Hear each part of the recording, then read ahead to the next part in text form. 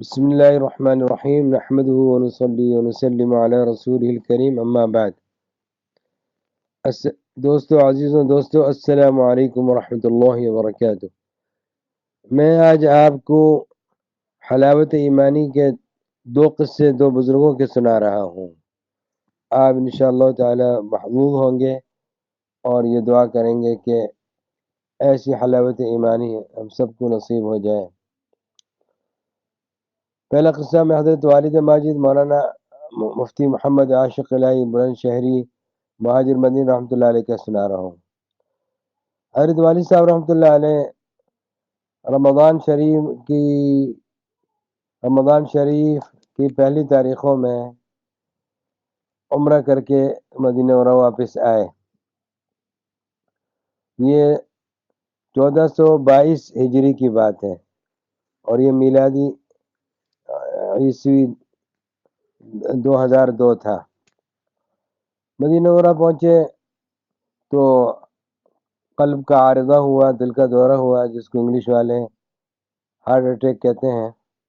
اس سے پہلے بھی حضرت والد صاحب رحمۃ اللہ علیہ کو کئی مرتبہ ہو چکا تھا۔ تو ان کو آئی سی یو میں مدینہ منورہ کے مشہور ہسپتال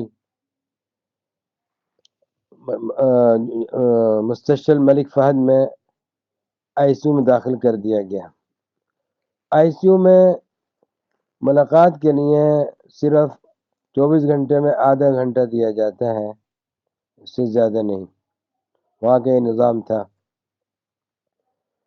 تو رمضان شریف کا مہینہ تھا، میں پہنچا 5 بجے سے 5:30 تک، عصر کے بعد کا ٹائم تھا ملاقات کا۔ میں جب داخل ہوا میں نے سلام کیا، سلام کا جواب دیا حضرت والد صاحب رحمۃ اللہ علیہ نے۔ میں نے دیکھا کہ بسترے پہ لیٹے ہوئے ہیں اور آکسیجن ناک سے لگا ہوا ہے اور قلب کے معائنے کے لیے کمپیوٹر چل رہا ہے، سینے پر وائر وغیرہ لگے ہوئے ہیں اور کمپیوٹر سے مستقل دل کا معائنہ ہو رہا ہے اور ناک سے آکسیجن لگا ہوا ہے۔ مجھے فرمانے لگے کہ میرا قرآن شریف سنو۔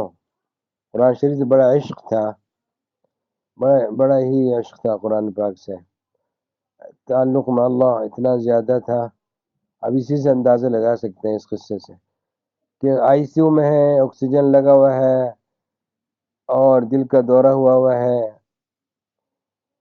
اور اس حالت میں جو ہے حرکت بھی نہیں کر سک رہے اور فرما رہے ہیں ہوش میں تھے الحمدللہ۔ فرمایا میرا قرآن شریف سنو، تو قرآن پاک سنانا شروع کیا۔ ادھر ادھر کی کوئی بات نہیں کی، بس قرآن سناتے رہے، آدھا گھنٹہ سناتے رہے۔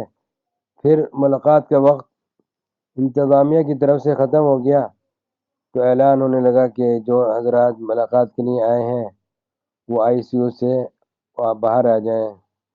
تو مجبوراً مجھے آنا پڑا۔ اندازہ لگائیے قرآن پاک سے محبت کس قدر تھی، اور یہ حلاوت ایمانی ہے دوستو، اس کو کہا جاتا ہے لذت طاعت اور حلاوت ایمانی۔ اللہ اکبر۔ والد صاحب رحمۃ اللہ علیہ پھر گھر تشریف لے آئے تھے،